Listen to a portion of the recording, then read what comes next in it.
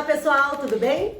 Eu sou Nayara Bueno, Head da área de Planejamento Patrimonial e Sucessório aqui da ZAL, e hoje eu estou com o Paulo Provenzano, meu sócio responsável pela nossa área Private, para a gente poder gravar mais um Papo em Alta e conversar um pouquinho sobre a importância da organização patrimonial. Bem-vindo, Paulinho. Obrigado pelo convite, Nayara, sempre à disposição. Então, Paulo, como a gente estava conversando, né, a respeito da importância de a gente ter uma organização patrimonial, no dia a dia, você que já é um experiente assessor, para não chamar de velho aqui, né? É legal. E que já atendeu diversos perfis de clientes, hoje um pouco mais segmentado nessa linha private. Então, quais são assim, os principais problemas que tu identifica no dia a dia com esses clientes que nitidamente precisariam de uma organização? Excelente pergunta, né? A gente tem percebido que vários clientes que têm um patrimônio considerável, seja financeiro, seja patrimonial, concentram demais isso no próprio CPF. Sabe? Já tem uma estrutura familiar bem considerada, uma esposa, já tem filhos maiores de idade, onde já poderia estar num outro patamar e por opção, ou às vezes por desinformação, acabam concentrando tudo isso no próprio CPF. Essa pessoa tem que levar em consideração os riscos que ela está assumindo, né? Concentrando tudo no mesmo lugar, imagina um risco civil, um risco trabalhista, né? Óbvio que hoje está um pouco menor do que estava anteriormente, mas ainda existe. Então esse é o principal fator, né? Concentração e risco atrelado a uma única pessoa, um único CPF. Além disso, né, uma falta de organização permite que haja desavença entre famílias, né? Seja a pessoa em vida ou não. Ela não estando aqui, as coisas pioram. Quando não tem uma organização e um dos inventariantes questiona o inventário, trava o inventário, o negócio fica travado por um bom tempo à mercê de mercado.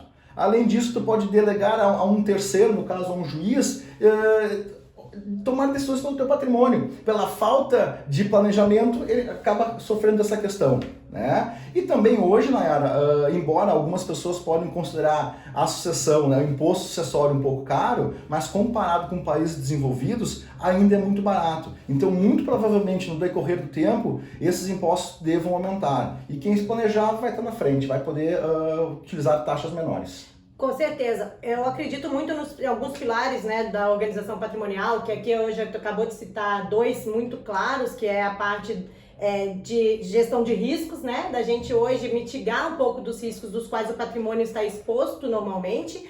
A parte, então, sucessória, da gente poder fazer um planejamento sucessório, minimizando, então, algumas desavenças, a gente podendo direcionar muito mais o patrimônio e as regras de utilização dos quais a gente gostaria que seguissem, né, evitando então uma dilapidação futura. E ainda tem também a parte da proteção patrimonial como um todo e a parte da gestão, vamos dizer assim, um olhar mais administrativo sobre um patrimônio como um todo, seja ele o patrimônio financeiro, seja ele o patrimônio imobilizado, seja ele a própria família, a gestão da própria família na utilização desse patrimônio. Então, essa parte da organização, ela envolve vários outros itens, vamos dizer assim, que na composição trazem uma melhor eficiência daquilo que a gente hoje busca, né, que é na preservação do patrimônio como um todo. E dentro disso, Paulo, me conta um pouco assim do que a gente tem hoje de ferramentas disponíveis, quais são as mais utilizadas, quais aquelas que você hoje identifica como sendo aderente a esse tipo de organização patrimonial? A partir do momento que a gente identifica um cliente que tenha potencial, tenha necessidade de uma organização, a gente acaba entrando nessa esfera também. Dentro da área financeira, basicamente a gente trabalha com 4 grandes ferramentas, né? Dentre elas, uma holding patrimonial ou financeira, né, que tem alguns benefícios, por exemplo, governança. Fundos fechados, onde eu posso delegar a tomada de decisão para um gestor profissional, né? Então eu tiro do âmbito familiar e terceirizo essa tomada de decisão, isso já ajuda bastante para algumas famílias que tenham um conflito, né? Outro seria seguros e previdência, onde eu consigo também escolher os meus a minha sucessão, né? Não seguindo 100% da legítima, né? Através dessas ferramentas. E também offshore, que além de eu internacionalizar parte do meu patrimônio, fugir um pouquinho de risco Brasil, que acho interessante, dependendo do tamanho do patrimônio, é estratégico também e facilita também nesse processo. Isso aí, muito legal, né? Quando a gente olha, assim, tem ferramentas que até então são praticamente desconhecidas, né? Tem clientes que têm perfil, tem famílias que têm necessidades, tem clientes que têm perfil e que às vezes desconhecem uma ferramenta que poderia solucionar boa parte desses riscos e realmente ter uma inteligência maior na nossa administração desse patrimônio, né? Dentro disso, então, dentro dessas ferramentas, de tudo isso que a gente está comentando, com isso, quais são as principais vantagens hoje que um cliente que consegue fazer essa organização, essa tomada de decisão, ele passa a ter em relação àqueles que não conseguem hoje executar uma estratégia como essa? As vantagens de quem consegue se organizar para quem não consegue. Muitas pessoas que concentram tudo no seu CPF, que porventura venham a faltar, e às vezes explicam, poxa, eu tenho um procurador.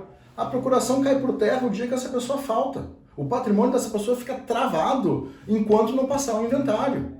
Certo? Então aquela pessoa que se organiza, que transfere para uma empresa, seja ela financeira, seja ela patrimonial, vai ter lá um testamento bem esclarecido, vai ter uma gestão profissional, vai ter um alinhamento de objetivos, ele vai poder delegar quem que vai, na falta dele, quem que vai poder ou quem vai ser o responsável pela tomada de decisão. O patrimônio, empresa não morre, fundo não morre, quem morre é o CPF.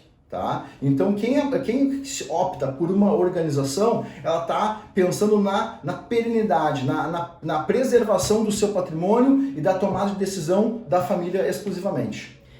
Se a gente pensar, né, eu vou trazer aqui, quando você fala, me vem muito claro, muito forte a questão, por exemplo, de um fundo exclusivo, né? Um fundo exclusivo hoje, ele traz consigo toda essa parte da organização patrimonial.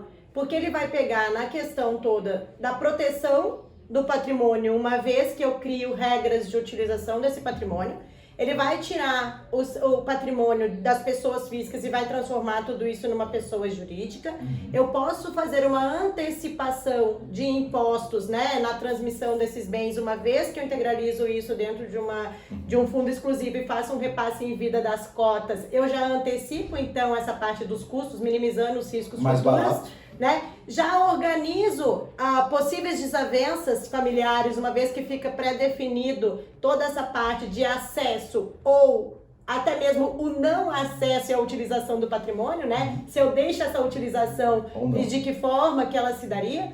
Pessoas indesejáveis, né? Eu tenho filhas, você tem filho, a gente não sabe exatamente como vai ser no futuro ou o dia que a gente não estiver mais aqui.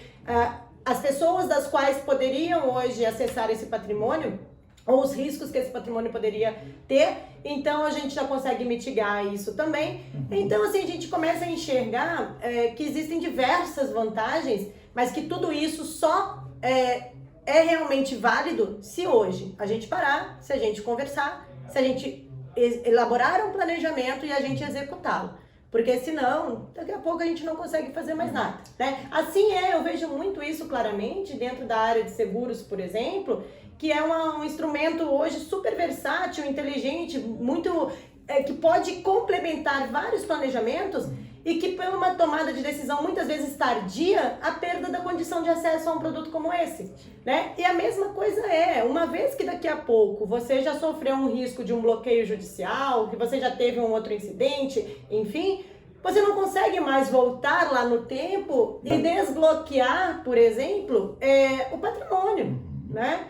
Então a gente vê que tem ações como essas, são ações preventivas. A gente precisa se organizar, planejar, mas a gente precisa executá-las. Porque de nada adianta a gente ter uma visão, a gente ter uma estratégia se a gente não colocá-la em prática, né? Então, sobre esse tema de organização patrimonial, a parte de planejamento como um todo, financeiro, a parte sucessória, são temas que hoje fazem parte do nosso dia a dia dentro da assessoria que a gente quer entregar para os nossos clientes.